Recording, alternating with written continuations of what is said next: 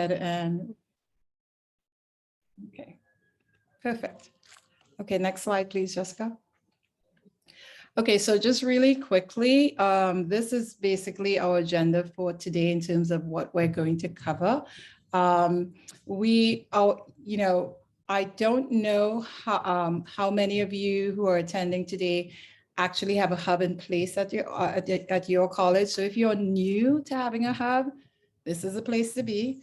If you already have a hub, this is also the place to be, because as you can see, the webinar is called Elevating Your Online Student Support Hub. So we're going to go over the idea and the concept of the hub, what it's about, but we're also going to talk to you in quite a bit of detail about the next level of where your hub should go.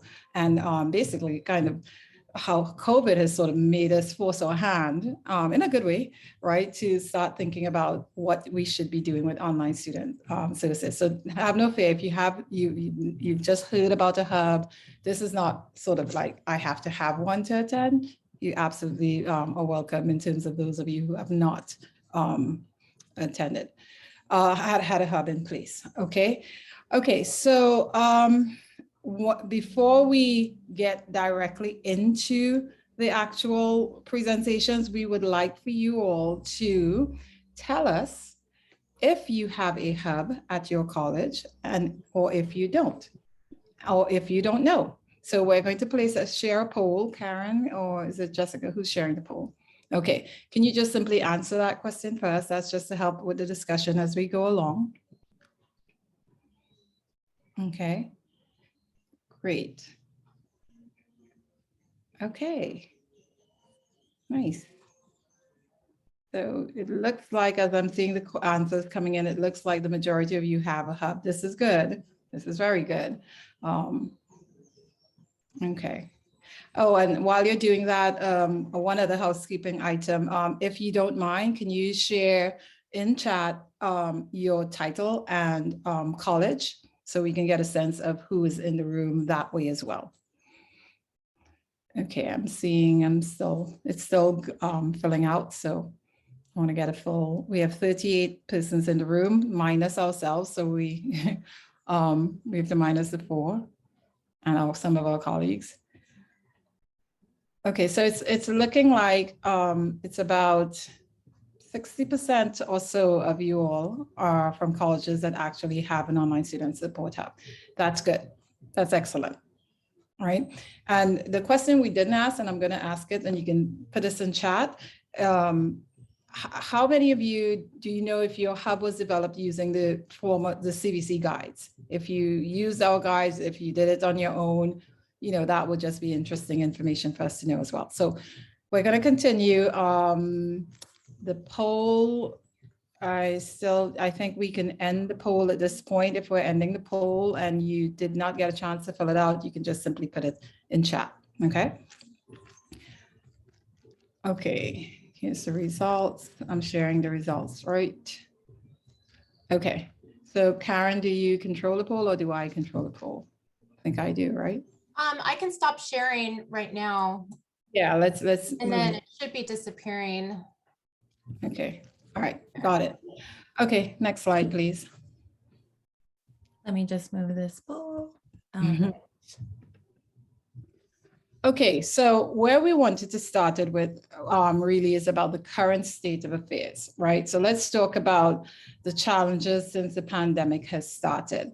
And before we get too far into the state of affairs with some data and things like that, I want to ask you all a question. So Jessica, go ahead and this is the first question. 2 questions, actually. The very first one is, do you think, and this one I would love for people to actually give us some verbal responses. We would like to have a little bit of discussion here. Do you think not having quality online student support services contributes to a drop in enrollment numbers? And before you answer, I want you to think about this more, think about the phrase quality online student services, right? This is not a judgment on your school, so don't even think about what your school is doing one way or the other, good or bad. I want you to think about what quality online student services means to you And if it's in place, at your school, fantastic, right? But again, this is not a judgment at your college. So try not to think about that. Just think about, what does that phrase mean to you? And if that's the case, do you think it contributes to a drop in enrollment? It plays a part, right? Because we know no one thing will do that, but does it play a part? So I'm seeing responses. Anyone wants to verbalize? I'm seeing a lot of yeses. Oh, there was actually a poll. Okay, I'm just seeing the little chat popping up with the yeses. So if it gets more in depth, Jessica, one of you all will have to read the in-depth chat for me. I'm just seeing the yeses. So someone did a poll at their college. Yes, it says we've polled students at our college and students definitely want to access student services online. Thank you, Kat King, for sharing that. Nice, thank you. Yeah, so I want you to sort of hold on to the idea of that whole phrase, quality online student services, right? Because this is what we're going with there, where we're going in this discussion. Okay, the next one, Jessica.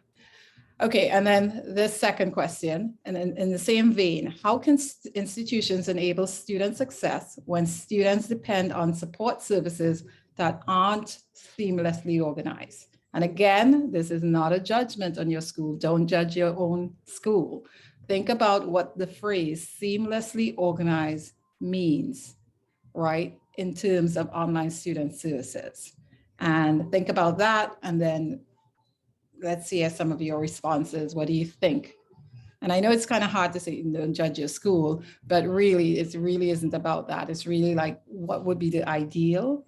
And if the ideal was in place, would it have an impact? That's the question here, right?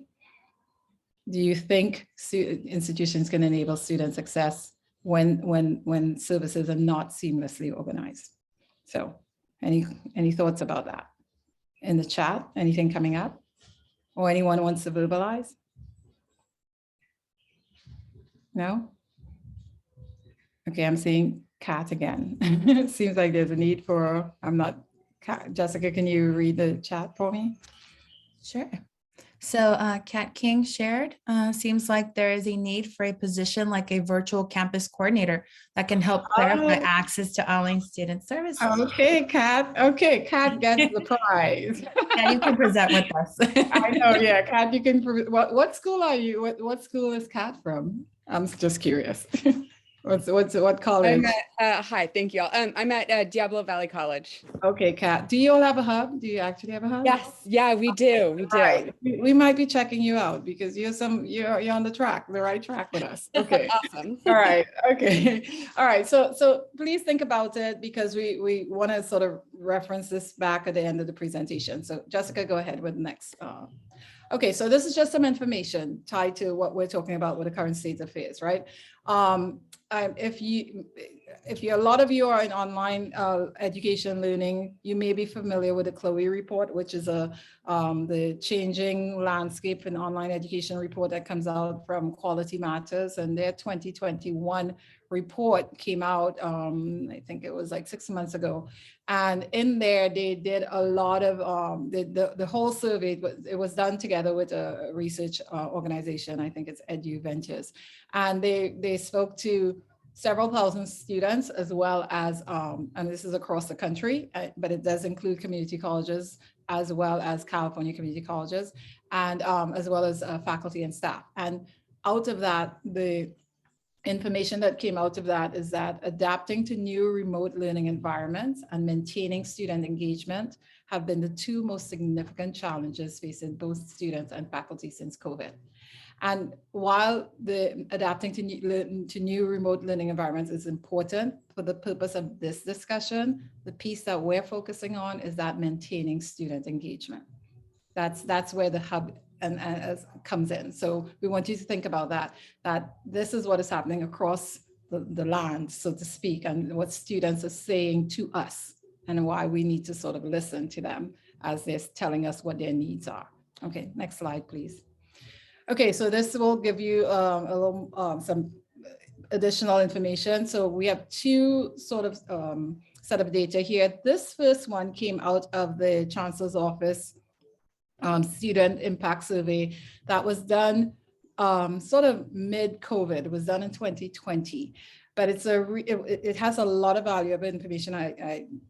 I'm sure a lot of you may be already familiar with it, but if you're not, please take a look, because they spoke to the survey went to over 49,000 students, 49,623 to be exact, I believe. And they asked a variety of questions, including the impact with instruction and all of it. And so again, for our purposes, this is what the students were saying at the time, right? This is mid-COVID. Students surveyed reported difficulty in gaining access to primary services, right? These primary services. And this is the thing. We all know at this point, I don't know that there's a college who would say we don't have these things online. Of course, everyone has them online at this point.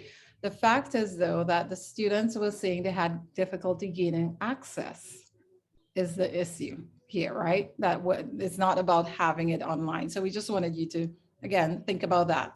That was mid-COVID. Next slide, please. Now, from the Chloe report, the one that was done by Quality Matters, this is the top institutional priorities for online students. And when you take a look at the first two choices, making academic support services available and making student support services available, and you put those together, because for us with CVC-OEI, when we look at student support, and I believe that's the way you all look at it as well, but I know from an organizational structure, sometimes you have academic services like tutoring and library services not necessarily being part of student services. So when we're saying student services and we're saying student support, we're deliberately interchanging it because we're looking at this from the standpoint of the student and supporting the student. So if you take those two first columns together, right, the institutions have gotten it. You all got it. The institutions, they figured it out. Yeah, we need to make these a high priority in terms of making these services available and making these quality services available, right? Everything else is there as well, but these are the two top choices. So we wanted to kind of give you the lay of the land when it comes to this current state of affairs. And we've done a lot of research around this. There's more articles coming out more and more every day. And talking to some of our colleagues within the California Community College system, we're hearing what has been happening. And this is really good information. The sample, as you see, is like 316, and they spoke to 422, I believe, chief online officers is what they were calling the sort of overall online student services lead. Okay, next slide. Okay, so what does it all mean? In a nutshell, the pandemic has hit fast forward in the remote education revolution. That's just it is, right? Your students' experience isn't physical or digital, it's both. That's a reality. It's the experience that they have with everything else in life. And for some reason prior to the pandemic, even though we were getting there, and again, I'm relating this primarily to student services. While we were slowly getting there, we still had those two things as separate. We still considered in the world of student services, we still considered the online student and the on-campus student. And when it comes to the world of student services, there's no such thing. The beauty of student services is that service does not have to only be on campus. The student doesn't have to choose, right? You know, with instruction, a student might say, well, I don't do that quite that well with an online class. I prefer that physical interaction. With student services, you absolutely don't need to choose, right? And that's the beauty of it. We can make this available. They can have it on campus and they can have it online. So their experience is physical, or digital, it's both. And then the most obvious, the demand for online student support services is here to stay. And originally when I was putting this together, I had online student support services is here to stay. And then I changed that to the demand for online student services is here to stay. And I say that because we cannot ignore the demand. We can want to sort of deal with it later, but it's not later, it's now. So it's not that student services, online student services is here to stay, it's the demand that is here to stay. So we need to really take that into consideration. So knowing all of that, how do we make this feasible? How do we make this happen? With everyone who has a hub, you know what you're getting when you you put a hub in place, you start seeing the benefits to the students. And so what we realize is that, okay, fantastic. COVID did us a favor. The hub, people started putting their hub in place and it became the foundation. Now, how do we get that re-engagement? Students are losing, they're not staying engaged. They're not, for a variety of reasons. How can we use the hub to really take it to the next level? And so that's what we're talking about today. Next slide. Okay, so let's get into, and again, at the beginning, I spoke to, there are some of you who have don't have a hub and may have heard of it, may have wanted one, interested and want to find out about it. So we're going to go over sort of what the online student support hub is or should be, particularly as we see it through CVC-OEI. So forgive me for those of you who already know this, but this is really to really kind of put it in place. And then also it will allow you to see what we're talking about when we say the next level, right? If we sort of do a recap. So next slide, please. Okay, so before I actually even break it down, I want to show you a series of use cases. Go ahead, Jessica, and click this one. Okay, so let's take a look at this one. And again, I'm not going to necessarily ask you to say anything. You can please, have, if you want to comment, but I want you to sort of think about it, right? Because we're thinking about how can the hub help with these situations. So next one. Okay, right. Think about that one. Think about if you are in student services, even if you're not in student services, you're working with a college. We all serve the students in some form or fashion, and students interact with us all the time, and we all want to help, and we all have been in a position to help, right? So think about that. Go ahead, Jessica. Right. And the next one. Okay, and the last one. Okay, so these 5 use cases we feel are very fitting to why your hub could be of greater use to you and your students. In particular, number 4, the 4th one, right?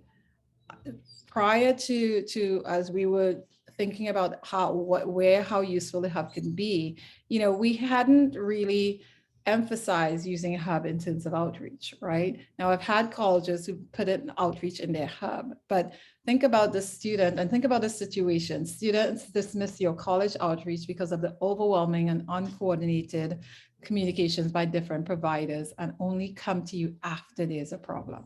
Think about if you can use that hub to somehow have a coordinated, going back to that coordinator that Kat spoke about, right? A coordinated approach to messaging in some instances. It does not mean that you will never message a student, but the hub can be that central place at the start of a term or what have you to say, okay, here's this about financial aid, here's this, and the student has an expectation and a sort of consistency, right? So that student will be less overwhelmed.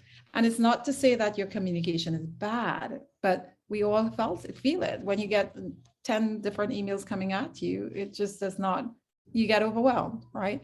And then the 5th bullet, I actually, I can empathize, right? The staff, you as staff, you're frustrated because sometimes the student isn't even aware of all the support that's available to them, right? And we have great services at our campuses. We do all these services for all these students at varying points. And somehow some students miss it, right? And so it becomes a bit frustrating for the staff themselves to know that, okay, we're not like connected in that way. So we have these use cases because we think they all fit in terms of when we're talking about elevating that hub. How do we address these cases? How do we use the hub to address these cases? The hub itself won't solve it all. It absolutely will not, right? I think the one about the non-traditional student disengaging because she can't get the help she needs, that's where the hub definitely comes in, right? But it can't solve all the problems. It can't solve all the challenges, but it can be one of the solutions or part of the solution. So we wanted you to think about these and think about use cases that you have at your campus or you have experienced and think about how you can use your hub in that way. Next slide, please. Okay, so now what is the hub? What is the hub concept the way we see it? And I know for a lot of people, well, a hub is fairly kind of straightforward when you think about it. You centralize the services. Well, that's just the beginning, right? We're talking about centralized integrated services. And when we say integrated, we're talking about structuring when the hub is being designed, and we're going to go into design in a minute. When the hub is being designed, you're talking about using maybe, if you can, some of the same technology platforms, perhaps, right? Because now it's like the student understands that platform. There's uses of one particular platform that can be used with another service area. So we are bringing services together, but in a way that suits the students, that benefits the students. So the first aspect of the hub is to centralize, the online hub is to centralize services, right? Then the most important aspect of the hub, which I used to get this question all the time when we first started this, well, what makes a hub different from just putting your websites together, right? All the information is on the website. It's what we call the app experience. When you think about what an app is, right? When you access an app on your phone, your iPad, wherever, apps don't focus on text and long explanations and here's information about the college. There's a place for that. The website does that, and that level of information is important and necessary. So this is not don't do that. We're just saying that's not what this is. What this is task-oriented, action-focused services. The student wants to make an appointment. The student needs to upload a form, submit a form, not rather submit more than upload, submit a form. The student needs to talk to someone in chat, and you have chat services available. The student needs to research a journal. So they're going into what we call the virtual building. That's how we look at Canvas. They go into their virtual building, they take care of their classroom assignment, and then they stop in at the student support hub, set up an appointment with a tutor, maybe do a walk-in session with a counselor, maybe upload a form they needed for admissions, right? All task-related actions. So they're getting stuff done. That's the key here with the hub. That's the most important part about the hub. And then the hub, having the hub in the LMS, in Canvas, that creates a level of consistency. And again, it's in that virtual building. And now in terms of elevating, we are, especially because what we've seen with COVID, a lot of colleges sort of reconfigure their student services website to try and be more intentional with the services, but it's still a web page. So we're saying, okay, now let's get the hub connected to your website in a way that it's up front and center. So you're not taking it out of Canvas, you're connecting it to your website as well. And then this has to be done with a team approach, because we're talking about centralizing the services. If you think back about the use cases, and again, I'm loving Kat so much for bringing up the idea, because it's been our idea. This has to get into a form of, it has to be more institutionalized than it has been, right? Or it must become, I keep saying this over and over at different places, this is no longer about a sort of siloed kind of project. This is more about looking at how what are your plans strategically in terms of strategic planning for online student services. The hub is one way to approach some of this. It's not the only way. And it's also looking at how do you, when you're offering distance education, where's student services in that? Right? Where are student services when they open that door? So it's about bringing it into a way that it's more of an institutional thing now, and less of, okay, this is something that student services is doing over here. So that needs to be kept in your minds. And then centralized outreach is, again, and we'll show you an example of that. We have an example later on, where you can use Canvas and the hub to send out information in a coordinated way, where students can become, where it can become a consistent practice and action and expected action, so students can even look forward to it to a certain extent, right? Which is where you want to go with it. So that's the hub concept. And I'm not just going to talk about it, we're going to show you some things. Okay, next slide, please. Okay, so before we get to actually looking at some examples, I did want to point out that, and we say potential hub services because what we're not going to do is tell you what services, well, let me take that back. We're not going to limit what services you have in your hub. We don't have that control, but we're going to strongly recommend that you identify what you consider to be primary key services of support for students. When we get to design, you'll see what I'm talking about. When I'm talking about, it has to come from the student perspective. So each college will have different, we have some common services in common, everyone has admissions and all of that, but you will have to decide what are the key services you want students to get support with, right? And so here are some potential hub services. It's not limited, right? Yeah, you can have as many or I don't want to say as little, because I think that in my mind, there's about 8 key services that every hub should reflect, but you can have as many as you need because you will know your student and you will know your student population. Okay, so, okay, next slide. Okay, so Jessica is going to take over here and she will demonstrate to you some information regarding the online student support hub, and you'll get to see what I was talking about when we say looking at the hub and the app experience. Jessica? Thank you. Hi, everyone. I'm Jessica Hurtado, the program supervisor for student experience with CVC-OEI. And I've had the pleasure of working with colleges and, of course, with Bonnie and the rest of our team to develop what the student support hub looks like from the beginning to the end, including the resources that we have to share with you today. I've also invited Karen Turpin to join us today.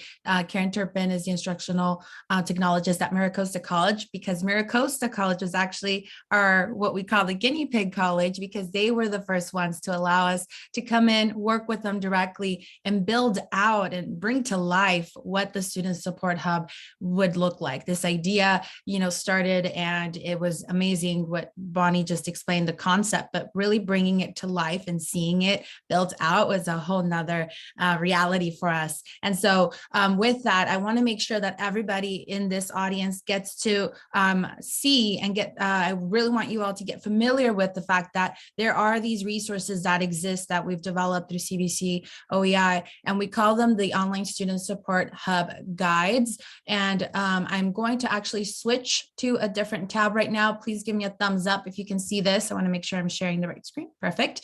Thank you. So this you will find on the CVC-OEI Open Canvas shell that we've shared. Thank you, Karen. Karen just placed that link in the actual chat. And so you'll see that within these pages, you'll actually get everything you need to build out your own student support hub. The beautiful part about this is, of course, as Bonnie said, we're going to give you the templates. We're going to give you everything to get started, get going, but it's really your hub. It's going to become your college hub. You want to customize and incorporate everything that gives it that, El Camino touch and that El Diablo Valley College touch, right? Like it's going to be your independent hub, and you get to choose, what this represents for your campus. The first thing you will find within this resource is the Building Student Support Hub Technical Guide. This is literally everything you need to build out the Student Support Hub within the Canvas learning management system. For those of you who maybe get to see the technical side on the Canvas side of building out with HTML code and all that beautiful back-end work, you'll notice that the guide actually gives you exactly what we're talking about. Everything from the code to just drop into your Canvas learning management system. We actually have the template within the Creative Commons options. So you can literally download everything you need from this resource. I'm going to actually minimize that and show you the list of items. So again, you find the technical guide. You can also find recommendations for student services within the hub, which is what Bonnie just highlighted. We give you some ideas on how to get started, what services you may want to think about first when you're laying out the services within this template.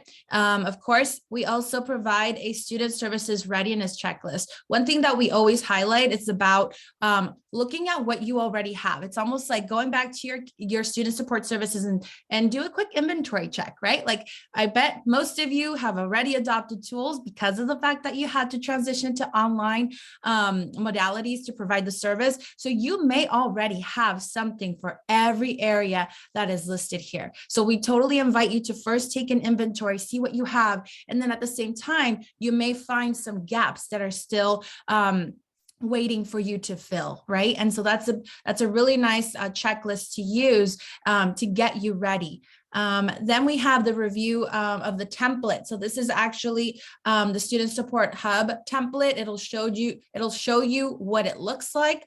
It will take you here. We've seen images of it already, but this is again when we were first starting with MiraCosta, and we took screenshots to really demonstrate where and how we can customize that front-facing quote unquote virtual building for our students, making it colorful, making it vibrant in a way where it represents our students, bringing in images that are representative of our students, and all of that beautiful, thought process that goes into designing these hubs. Going back to the resources, we also, again, have the download option for the template from Creative Commons. And then lastly, we have the ecosystem tasks. This is also really important. We want to make sure that you are taking a moment to sit down with your team, right? Because this is a team effort. It's not going to be one person's job. We always love to have one person who's leading the team, but there's also going to be requirements for individuals working in their respective area that will have to come in and be part of this team that helps support all of the areas that will be offered and all of the services that will be offered to our students. So we provide also this awesome list of things that you can check off as you're going through the process with your team. Okay. So then now I get the privilege to show you a couple of actual live hubs. So let me move this little toolbar from the side. And the first student support hub that we're going to showcase right now is actually Saddleback College. Saddleback College was another college that was able to work with us directly. We loved working with their team as much as, we loved working with MiraCosta and Saddleback because they were both ready to go. They had their team sitting at the table. They were all just super excited to get going.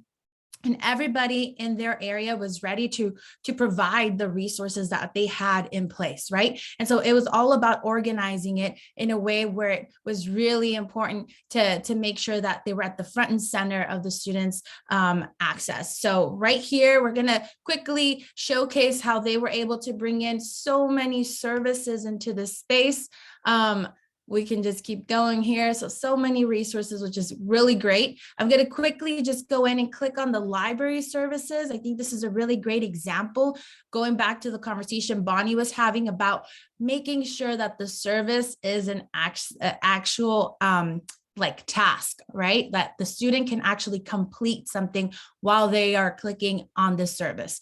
If you notice, the student is not getting directed back to the library's website. If they want to access that, absolutely, it's here, right? But it's not the only thing that the student will do, or it's not making sure that the student clicks and then they're off to another site. Everything's happening inside of Canvas in that moment. And so if you notice, the student can quickly go into a search bar. They can find books, find articles, find videos. They can even talk to a librarian in real-time chat.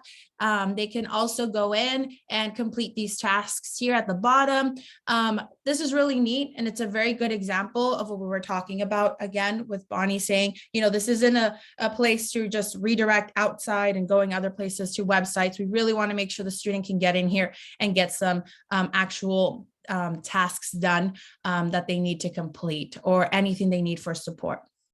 Another one that we want to also showcase, of course, as I mentioned before, is MiraCosta College. We've had we've had the privilege of working with them since the start, since before any of these hubs were created. And so with MiraCosta, Karen is here with us as well.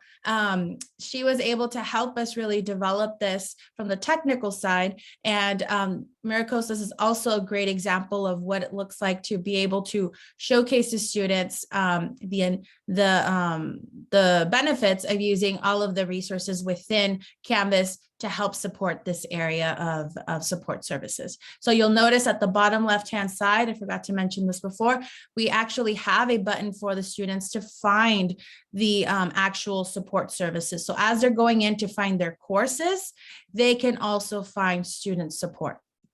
We'll go ahead and quickly click on the Career Center to give you just another quick example of the items that get to be completed within the service. So if you notice in this particular area of service with the Career Center, they have what is called ConnectSed integrated into their services. So this is actually giving a student an opportunity to connect with someone in real time, whether that's through chat or jumping into a live conference call with someone within this department to get the services that they need. Again, they can even chat with the career peer. They can join other resources that they have available for the students, write a resume, take a career assessment. These are all actions. So awesome. A shout out to both Saddleback College and MiraCosta College. Thank you so much for working on this, on these particular projects with us. So quickly go back over here. So those are quick examples of what this looks like in real time. So with this, we want to make sure that we highlight what we've just covered, right? So as we talked about in the beginning of the presentation, this is what the hub, this is how we define the hub. So now we're taking it to the next level. We're just going up a couple steps and saying, this is what we want to see as we talk about how we can elevate the hub and what are some strategies that we can use, especially for those of you in the room who've told us we already have a hub. What's next, right? How do we keep our students engaged? Now, this is a conversation that we're transitioning over to, and that's how do we elevate the hub? And the first piece is through equity. And so I want to invite Dr. Anita Porter to begin talking about the equity piece within this. Jessica, before Anita speaks, let's check for questions. Let's see if anyone has any questions. This is one of the breaks we wanted to introduce. So any questions? I'm going to check the chat, but anyone wants to verbally, you can click on raise your hand and or just open your mic and we will respond. So I'm checking the chat right now though. Okay. Yeah, I'm seeing yes. Shout out to Vivian. Absolutely. From Saddleback. Absolutely. Okay, there's a raised hand. There's Eva. So go ahead, Eva. Hey, so my main question is about integrating information from the websites into the hub, and I guess the technical aspects of how that is done, and not just technically, but because I know if you can find the embed code, then it's easy to embed in Canvas, but I guess in terms of duplication, do you recommend that it be in both places, on the website and in the hub? Or, like I wouldn't want something to be outdated and then it doesn't get updated in one place or the other, so I guess just the logistics of how that gets worked out is my question. Yeah, so what we emphasize is the whole idea of the action, right? The task. So when the hub can be as, I almost want to say bare boned as possible, with the most least amount text related. It should not be text heavy. So when we talk about information, the hub isn't really providing information other than descriptors of a service. So as Jessica pointed out with the library service, there was like chat with a librarian. That's a chat service. So if you also have that chat service linked on your library homepage, that's absolutely fine. We're not saying don't have it there. We're saying we're not bringing a website in. So we're not talking about, we're not having like, here's the staff and about the library or even the library hours on campus, right? So what we advise everyone is look at all the services you provide and think about which ones you can honestly put online in an actionable way. And that's what's in the hub. So submitting a form.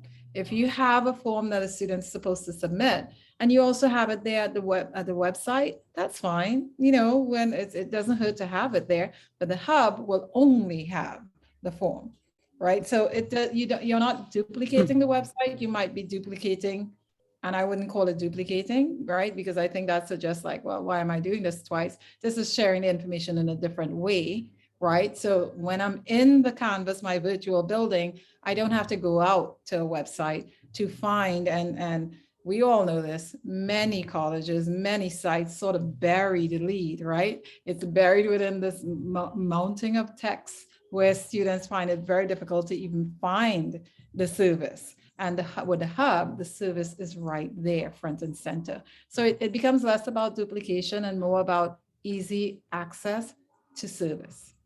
Does that help? Yes, thank you. Okay. And there's another question from Vernon, I believe. Creating new doors. Yes, Nick, absolutely. Oh, hi, how are you? I was just wondering, I'm really new to this. I was just trying to understand what a hub was. Is like, say if I teach math and I wanted to give the students some extra credit problems, would I use a hub for that? Or I mean, what would a hub basically? What would a hub do? Would it The lead hub, them? Oh, I'm sorry. Go on. no, finish your question. Sorry. Finish. I'm gonna say, would the hub lead them to extra problems, or like if I wanted to give like extra credit, would the hub lead them to, like you said, I was reading, I saw on there that it kind of helps them,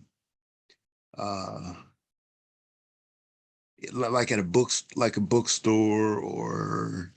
So the hub's focus is student support. So this is the way you have to think about it. So as a math professor, most likely you would be thinking, well, it would seem like, well, can I have something in the hub?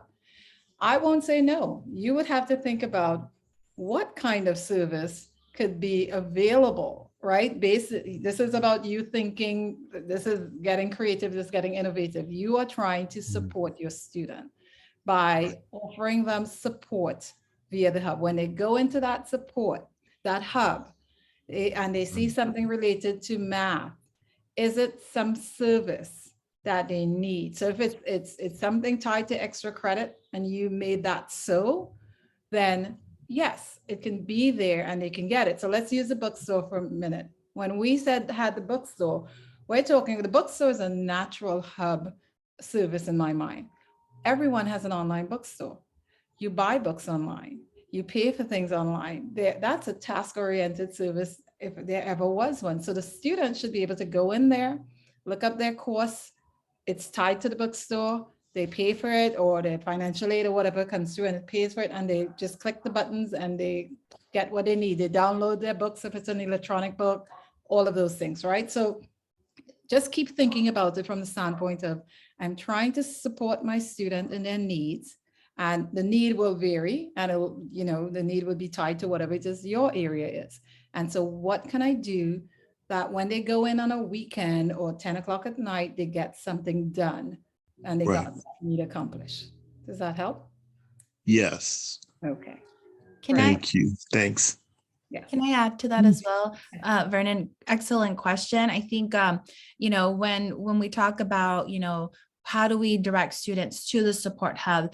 Think about it in the way where, the reason why we're building it in Canvas is because we already know the students are going to Canvas to complete the assignments for your course, right? So all faculty members play a huge role here, because technically you're bringing the students to Canvas because you're teaching them in Canvas, right? And as faculty, we turn to you to be the point of contact and that like firsthand support when you hear your students saying, hey, I'm taking this math course, but I'm having a lot of difficulty, or I'm struggling with accessing support after these hours. At that point, you could also include the resources that are found within the Student Support Hub, maybe in your syllabus, right? You remind them, or you tell them, hey, you can get extra credit if you go visit the Math Center. I know Karen Turpin just included in the chat that for math instructors at MiraCosta College, they have a page in the hub that is specific to the Math Learning Center and tutors that the students can access at that point, right? And so the Student Support Hub is really a place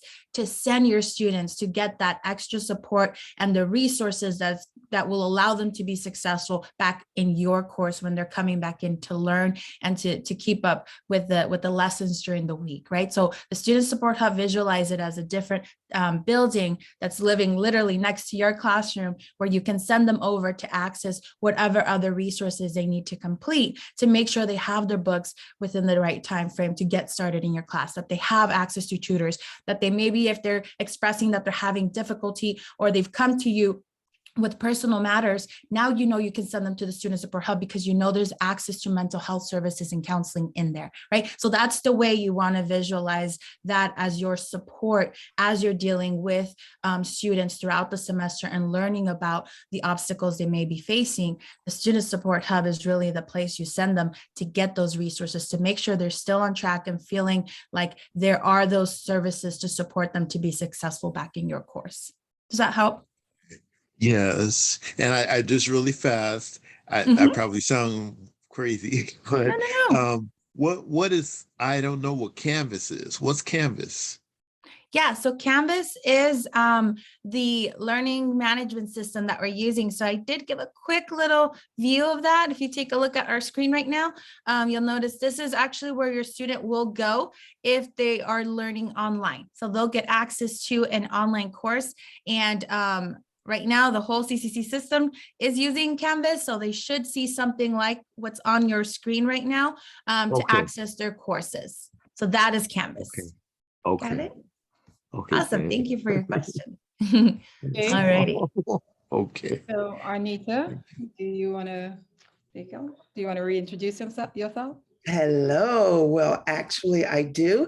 I also wanted to, well, I'm Arnita Porter. I am the equity specialist for CVC-OEI, working in the student experience division. And I also wanted to just take a second and address Mr. Vernon's question, because I am also faculty. I teach in a couple of different districts. I am an adjunct faculty. And so as part of my practice, I use the hub, or I should say that I include the hub in my assignments. I include it on my syllabus. I use my assignments as a way to bridge our students to use our student support services by incorporating tutoring into my assignments, links to the tutoring center, mental health services, setting up things with the library, so that students know that they can, reach these services both through the course that we're in together, as well as if they go to the hub directly.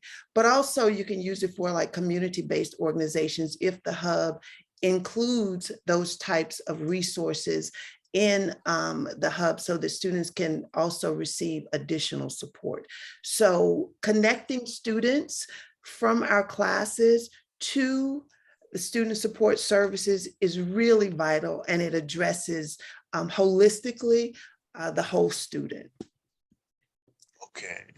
Okay. So, and Thanks. I'll leave my information so that I can, help or assist you further with answering some of your questions around Canvas and things of that nature. Okay. Thanks a lot. You're welcome. So these are all equity-minded practices. And I just want to say I'm really fortunate to be able to work with Bonnie and Jessica in bringing equity to our online student experience. And, with equity, there are so many acronyms that are being used to describe it. You have DEI, which is diversity, equity, and inclusion. You have EDI, where folks have chosen to, or colleges have chosen to put the E first, to says that it's equity focused. So it's equity, diversity, and inclusion. And now we're becoming Jedi masters with the acronym JEDI, which is justice, equity, diversity, and inclusion. So equity is, as you all know, synonymous with fairness and justice. And we define it as the state quality or ideal of being just, impartial, and fair. And there's a mindset that goes with it. It's an actual practice where we look at the heart of this work trying to address some historical wrongs. And also, I follow the work of John Powell out of Berkeley's Othering and Belonging Institute, where he refers to this equity-based work as belonging, creating belonging. And he also talks about expanding the circle of human concern. So what's at the purpose of this work and why is it necessary? So primarily the purpose is to acknowledge, address, and correct some historical wrongs that have been the lived experiences of communities that have been marginalized by society. And I'm here to discuss the importance of centering equity in what we do on a daily basis. So we know our students are, and Jessica, you can, I'm sorry, move on to the next slide. Thank you. So we know that our students, we know who they are, we know their strengths, we know their challenges, and we know that they bring all of who they are with them when they enter our physical and virtual doors. But we also know that our systems have not at all times been designed with our students in mind. In fact, they've been designed more so to suit the institution rather than being student-centered. And we've really been trying to balance the requirements of our system with the needs and demands of our students. And that hasn't always been easy.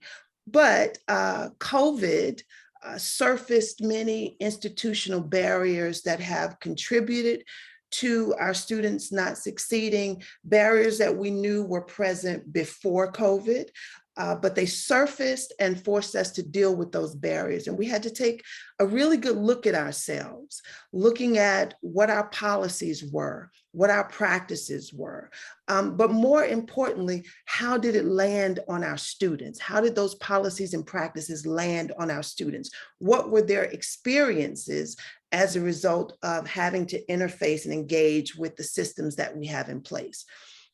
So it kind of forced us to own up to this cognitive dissonance or the gap between who we say we are, equity-minded institutions, and our practices that sometimes suggest otherwise as it relates to the student experience. So we provide really important services to our students, and with that comes the responsibility to create barrier-free environments for them. So equitizing the hub, and it's interesting to see that so many of you have said in the poll that you do have hubs already operating on your campus, but this work is about how are those services being delivered with the hub, right? It's great that we have the hub, that we have things in place for our students, but equity is about how these services are being delivered. What's the tone, right? What's the language? What are the images being used? Things of that nature. How does the student see themselves in not only when they walk through our doors, but when they go onto our systems through Canvas, through the hub, our websites? Do they see themselves reflected? And do they see themselves reflected positively? And do we sometimes notice little things that are unintentional, but biases that pop up in terms of how we are relating to our students or languaging our students and labeling our students?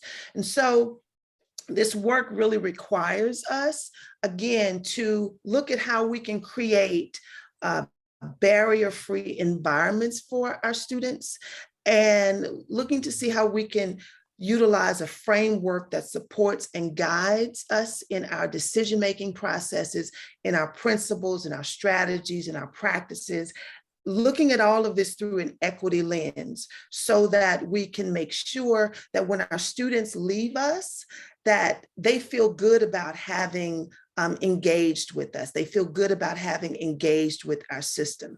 And so when we're looking at equitizing our hubs, is it student-centered? And what does that mean, right? Is it equity-based? What does that mean? So making sure that our systems are accessible, proactive, relational, holistic. I'm going to keep it moving because I realize I've been kind of chatting quite a bit here, but I just want to really emphasize the importance of equity in this work, because sometimes we get so focused on the processes and the systems, we don't think about how these systems land on our students and what they walk away with after engaging with us within these systems or the systems themselves. Next slide, please. So I'm sorry. So I mentioned that I follow the work of Dr. John Powell at the Othering and Belonging Institute. And so when we do these practices, when we center equity in our practices, when we look at the principles of diversity, equity, and inclusion, it creates belonging. And we often hear about in terms of how we language things, where we want to create a sense of belonging. And as far as I'm concerned, as well as the work around that Dr. Powell does, it's not about creating a sense of anything. It's either you belong or you don't. And so that's on us, right? That is on us to look at our systems through an equity lens and peel apart the layers to see, what is a student going to experience with this? What is a student going to feel like when they leave us?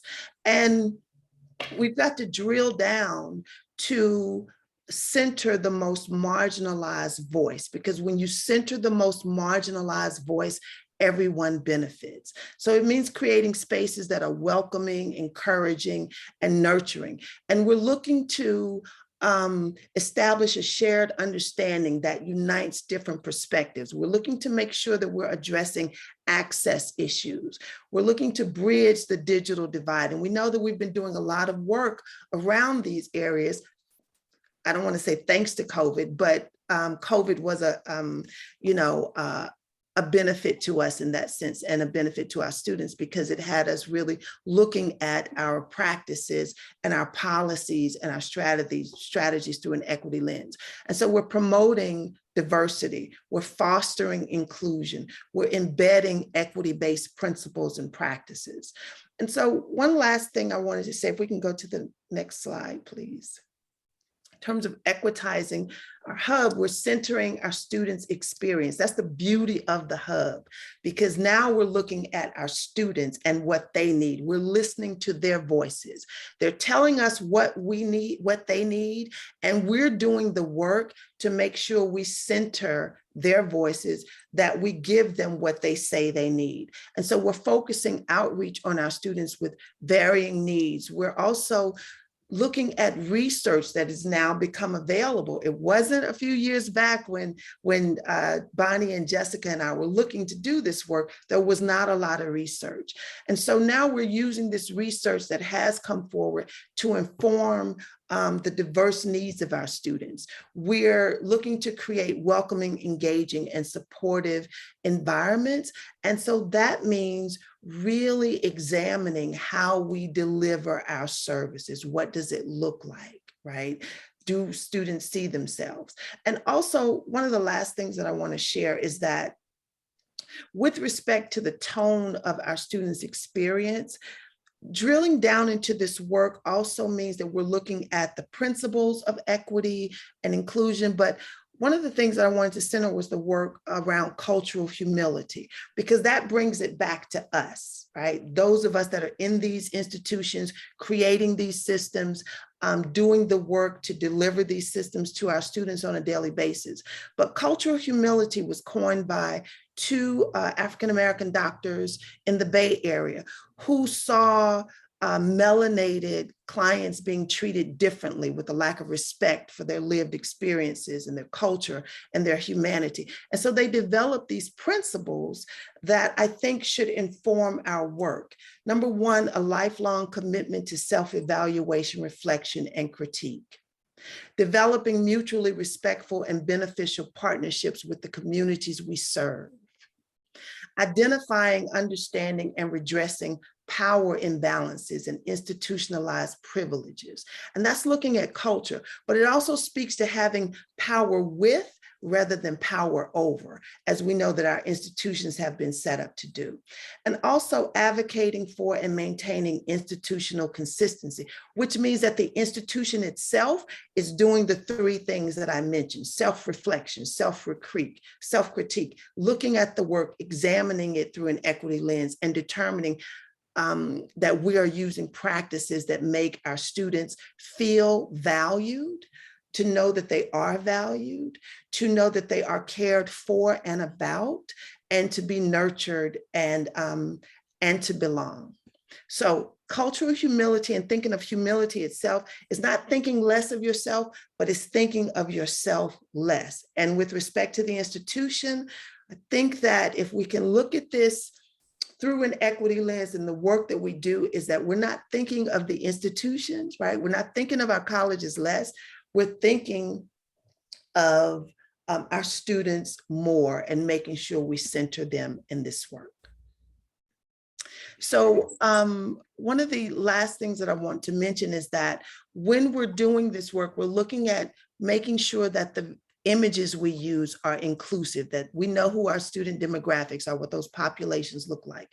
Do our websites, right? Do the images we use in our various areas as well as in our classrooms, do they represent that? And what about the language that's being used? Does it affirm our students? Does it uplift our students rather than deficit-based language? And making sure that there's an ease and flow of accessing services as well. Next slide.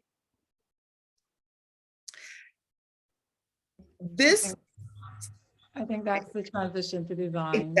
Exactly. And what I wanted to just mention here briefly is that when we are focusing on the design of our systems and using equity-based principles when designing our systems, we're looking at also the universal design for learning, those principles, the UDL principles, making sure that our systems, that there's an ease of use, simple, intuitive, operable, and understandable. And I think that Bonnie is going to share more about the design process and how equity relates to it.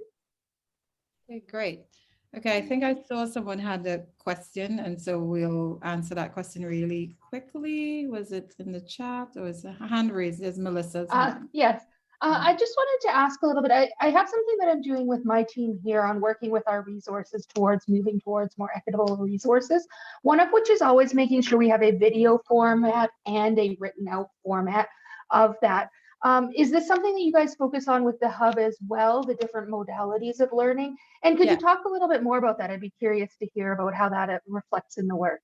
Yes, so just in terms of design, that we encourage that more than anything else, right? Because so for instance, sometimes you would have a 1-minute video that is a teaching moment, right? So it's like if a student has to fill out, let's say the FAFSA form, it might be simpler to have a video that's there as they're filling out the form, right? So it's less of, here's this form, fill it out, and maybe they're stuck, maybe they're not, right? So having a video, having it, having some sort of downloaded PDF template guide, anything like that can be helpful. So when we talk about the hub with being task oriented, that comes along with the tools to help them, right? So yes, we encourage the varying modalities within the hub, less text and information based and more action and how to get this accomplished. So that's exactly the idea. And do you also put multiple ways in there? So one thing that I've noticed for it is, for me, a video, super hard to follow. I have ADHD. A video, as soon as it switched to a next page, I know I've lost. I get, if it's like a 5 or 10 minute video, I can usually manage to follow along. But like long videos, like I'm like, what did they say 5 minutes ago? What did they say in the last slide or anything? So for me, I need the text directions, which is much more effective. But for my husband, who also has ADHD that manifests differently, he can only follow videos. Trying for him to step by step, he has dyslexia as well. So following step by step instructions, the way that works for me doesn't work good for him. So having, what we're focusing on is having both, so that we can actually have access to both, because sometimes everyone learns differently. So it's something where I don't see very much, and most our resources are just text-based right now, or we have just video-based resources. So they're not working for everybody, and we're trying to bring those back in to give a different option. And you can do both. It's just how it's designed. So the text can be linked as a PDF that they open up, and therefore they read it, right? But it's not the text that fills up the page of your hub. So it's a link. Here's a guide. You click on it and you go into it. Okay. Okay, but that's exactly the ideas we're talking about. You have to mix it and make it available for all students in terms of universal design. Okay, so let me I think we have one more sorry, hand. I did not see Brennan, it. did you have a question? Oh, no. Okay, I think his hand was No, just still I raised think I from got it. before. Yeah. Yeah.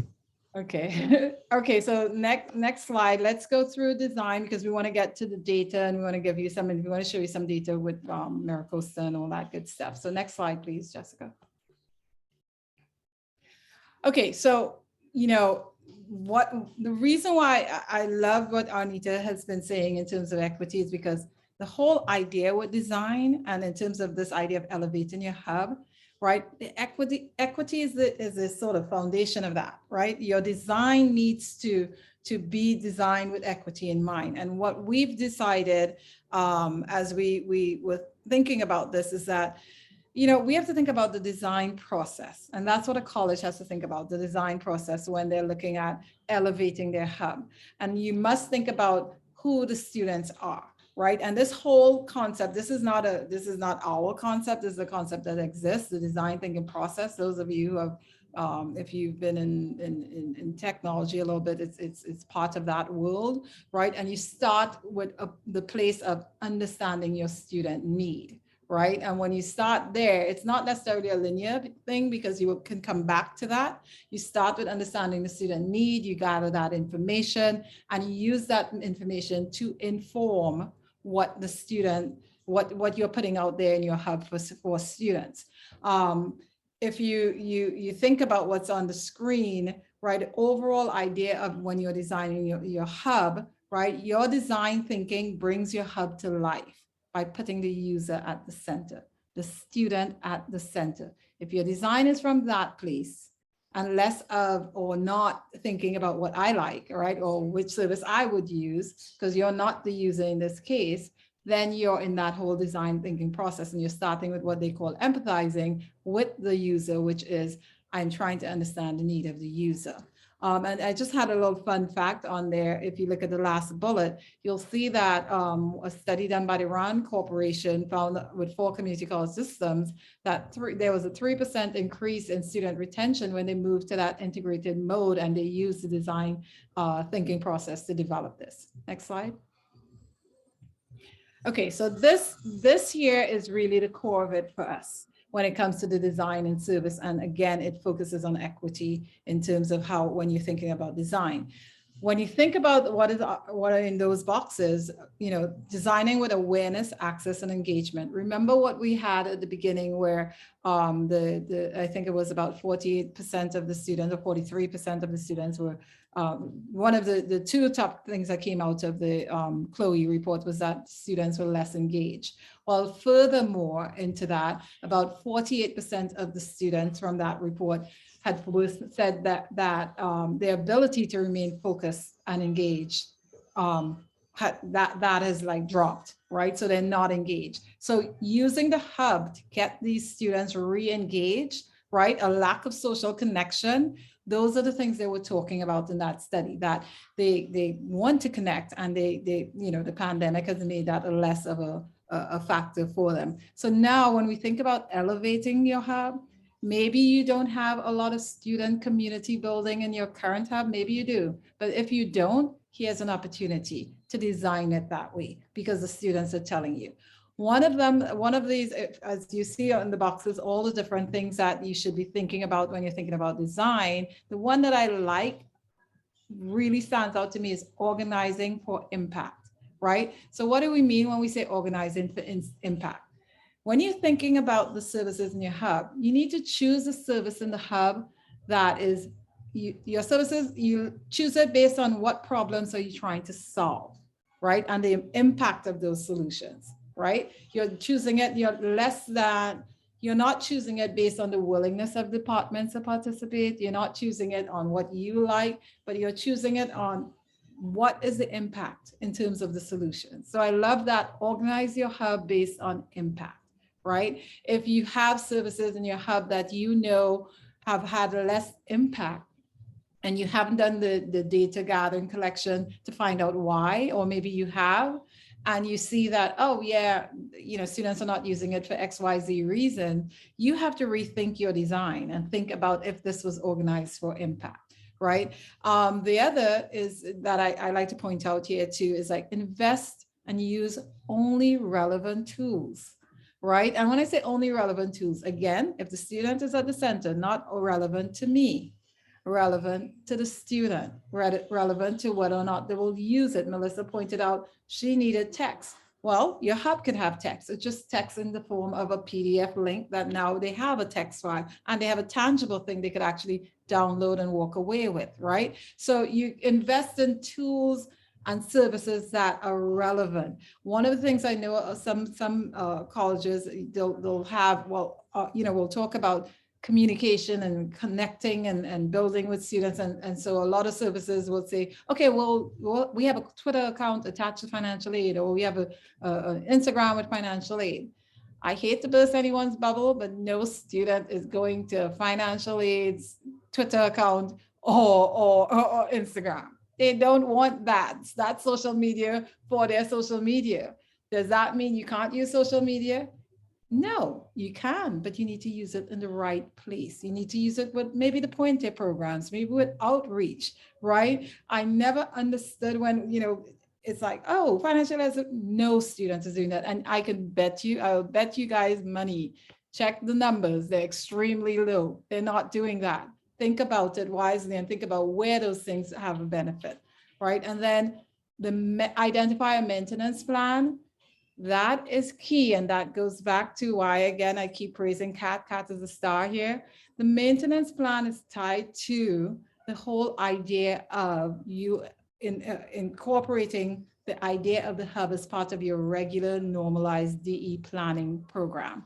And to maintain, you need someone to manage. You need someone to coordinate. You need someone who is the start of each semester contacting the leads of the program of each service and say, hey, is there any announcements that you need us to send out, right? Coordinated announcements, right? Or you need someone who, oh, did you know that your link isn't working because you had a link to a form? That person is reaching out because the admissions office may not be, and they're super busy, especially during registration, right? They may not be checking on that link.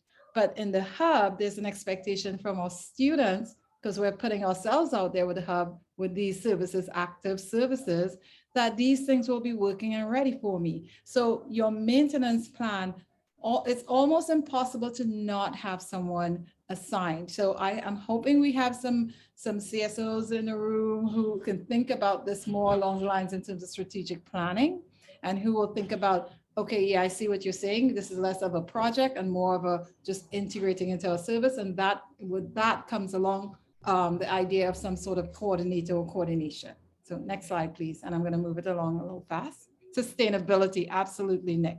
Right. So the last, in terms of the summarizing of this, empathy, emphasize, try to connect with the student's need, define it, right? Use findings to create this from a student-centric, and Arnita said it's student-centered approach, right? Gather the ideas, then you put it out there, and then you test it, and you come back again and you tweak it, and you come back again and you tweak it, but you're using the student data to make your point. You're using the student, what they told you, to make their point. So those are the key areas when it comes to the idea of design and elevating your hub to using the design thinking process to guide your team as you're developing your hub. Next slide. Okay, so I'm going to turn this back over to Jessica, and she's going to talk to you about data and where data fits into designing the hub. Yes, I think you already mentioned this, Bonnie, but exactly what you just said, right? Here we are. We've talked about, developing the hub. What does it take to build one out? And then also designing with equity in mind. Lastly, we want to hit the points of creating or finishing up this circle of three main areas, and that is collecting the necessary data, right? When we talk about data, how can we use that to improve the success outcomes for our students, right? And so, Bonnie and I have sat down and we really just kept going back and forth. We're like, well, we need data for this. And because we can go all over the place when we talk about what type of data we want to collect, right? Or what we would love to see. And currently, I know everybody, at least most colleges, have an office or a department that's dedicated to collecting data for your institution, right? And so we want to also keep in mind that when we talk about maintenance and sustainability, this is going to be a key component of taking advantage of the fact that you have a student support hub to go out and find that specific data that can help support your students directly, right? So number one, designing for maintenance, right? This is the type of data that you would probably want to collect at the high level, trying to see the traffic that comes in through the hub, right? Is there anything that's underutilized? Is there certain areas that are, super utilized? Like there's so many students just running to that service. Keeping the data consistent around these services will help guide everything that moves forward, right? Do we need to have different modalities of offering the services? I know this was just mentioned in the question, right? Do we have to have a PDF version of that as well? And is that something that students didn't see or they didn't notice, but it's there, right? That's creating accessibility for all students, right? Number two, student engagement. How do we keep the student coming back? How do we use the data to inform how we can create relevant topics for the student, right? Are we sending out announcements that talk about the college itself? Meaning boastful data, for example, I was just saying, like, I want to be proud of the campus I go to. I'd love to know, right? If I hear that like my college is the #1 college in all of the state of California to offer a special program, I want to know that, right? Like I want to be proud of my campus and where I'm going every single day to learn and to earn my degree, right? So we want to use that same data to boast and create pride for the campus. Also, how do we use the data to represent the student themselves, right? Can I hear more about how many women on the campus, and I'll speak for myself, are Latina women, first generation? How many of these students are represented here on this campus? I want to see myself, right? Also, we can also use the data to provide, unknown information. Again, this goes back to fun facts about the college, right? I remember back in orientation days, they'd shine the light on the fact that like my college was one of the first community colleges in the whole state of California. Things like that. It's fun to know these things, right? And how beautiful is it to keep sharing that throughout the student support services, the virtual department, and knowing this information where I can go back and I can share with my own community. Did you know I go to this college? And did you know this about the college, right? It takes a bit of that piece of where it's reinforcing that belonging piece and owning my space and my place where I'm learning, right? And lastly, again, this all ties back to equity, right? How do we inform the practices and strategies that we continue to develop while we're using this data to reinforce the need and the importance of what we're doing? And so to break it down a little bit more, when we talk about gathering data, at this time, what you'll find within our guides is examples of what you can use, right? So at this time, we've only gone as far as for analytics. If you were looking to collect data around analytics, that would be how many times does a student go and visit the page, the Canvas page, right? You can pull that information through Canvas Analytics, or you can also integrate the Google Analytics into your pages as well, right? For those of you who maybe are not going to be the ones in charge of connecting that side of the house, your Canvas managers or administrators would be the ones that would be doing this work. And we've provided in that support guide how to do this. And of course, I've invited Karen Turpin from MiraCosta College to help us talk a little bit more about how she did this for MiraCosta College and how that's working for them. So I also want to highlight the well-known surveys, right? We always talk about this. We always want to to dive into more detailed data, right? And of course, when we talk about, the analytics, we're really looking high overview numbers, big numbers. But if we want to really dive in deeper into maybe feedback that's around like user satisfaction, right? How well does this tool work for the online conferencing opportunities? Does the tool for chatting with the librarian really work? Is there any difficulties around using that tool? All of that can be captured, but that could be captured at the lower level in the sense of like surveys and responses for students to provide feedback, right? Again, when we're looking at data, we want to highlight special opportunities to zoom into usage patterns, right? Are we noticing, a high impact during the fall semester? Do we see kind of like a slower pace of usage for the hub, maybe during the summer, or maybe it picks right back up in the fall, right? So we want to take a look at all of that and find patterns that help support how well we can bring back this data to inform maybe even how we're setting up the hours within our departments. How much staff do we have available to support our students during these busy times? Again, also user satisfaction, and then of course, even patterns for specific demographics. Are we seeing a trend here? Are not enough of our Latino students or our Asian students are not going into maybe special services? Maybe they're not aware. Maybe there's, it's not as welcoming. Are we paying attention to that, right? Can we find certain patterns that can help us have more success in reaching more of our students? And then lastly, we talk about how we share the data back, right? When I mentioned, how do we use the data to inform? How do we share this data not only with our staff and our teams, but also back with our students?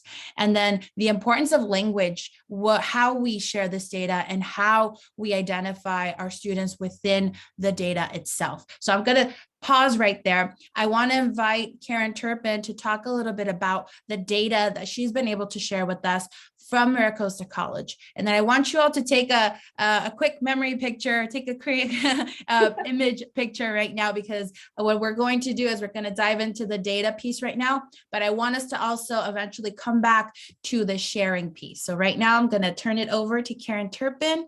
All right. Karen, you ready?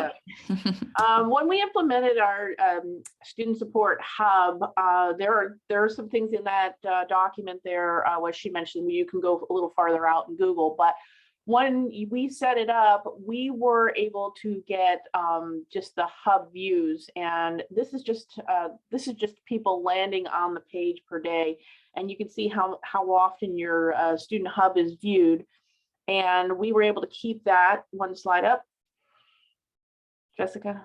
Oh, there we go.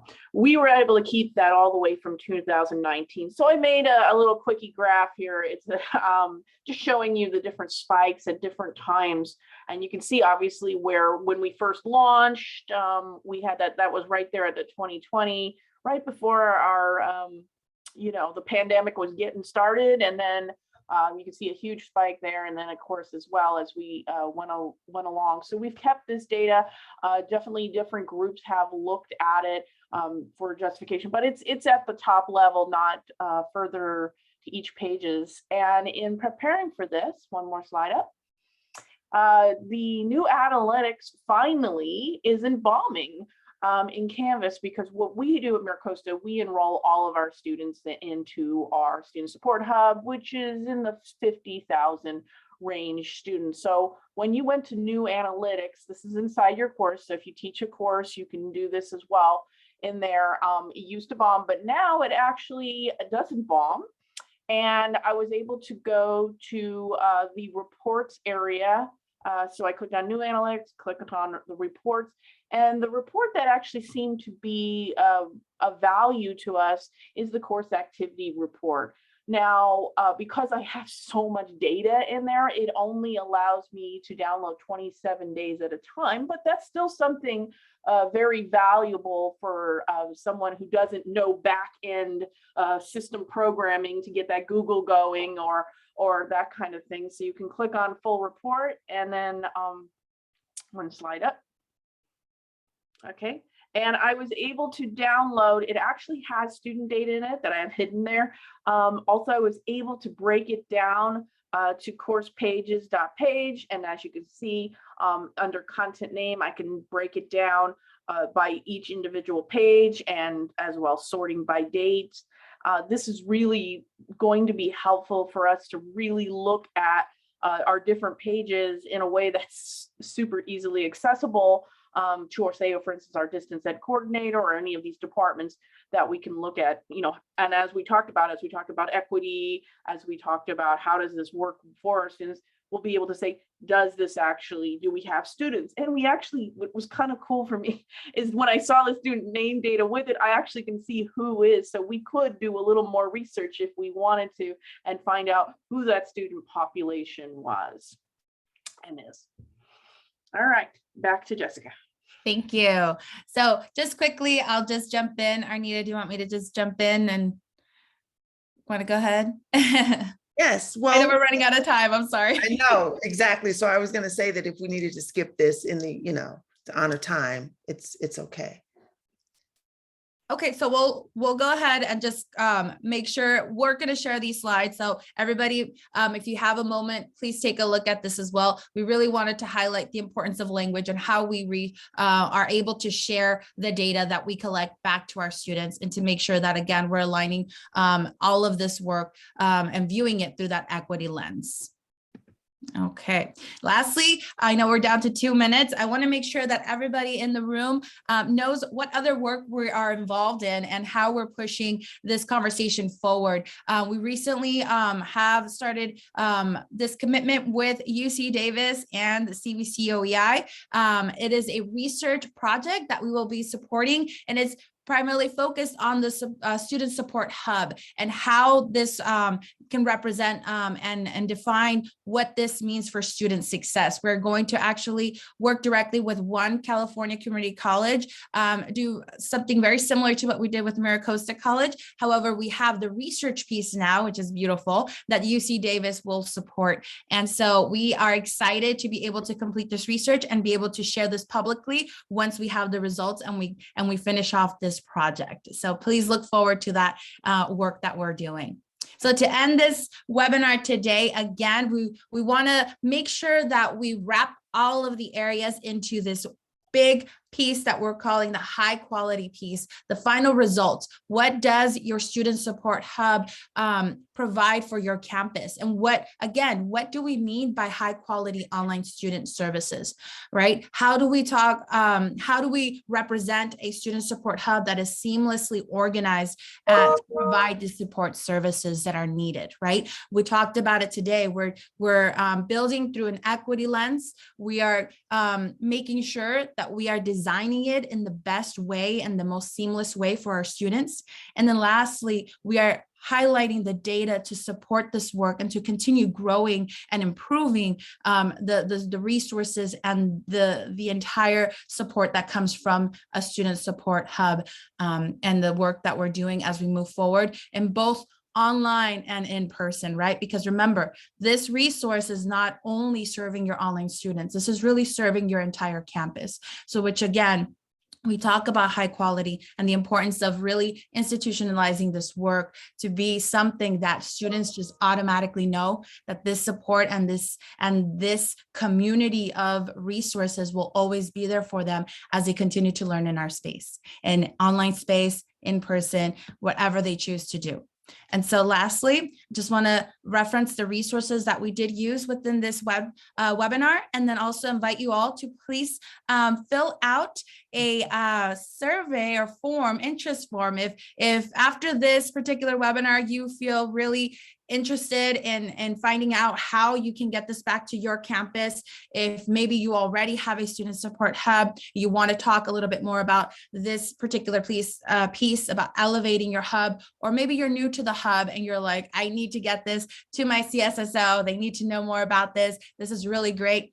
Please help us complete this form. It is in the chat, and you can complete some other questions that we've included there to see if you may be interested in us having this webinar once again in the near future. Maybe some of your colleagues couldn't make it today, but they might be interested in attending this webinar again. So I hope this was useful for all of you, and We appreciate your time. Any other questions that you might have, please email us at support@cvc.edu. And that's all. So happy Friday to everyone. Anybody else want to chime in? Yeah, I just want to say, we will send the survey to everyone who attended the webinar. So if you, I know people are leaving because we're at time, so we'll send it. We can stick around for about 5 more minutes. I think if someone had a question that we didn't answer, we can stick around and answer that question for you for about 5 to 10 more minutes. But everyone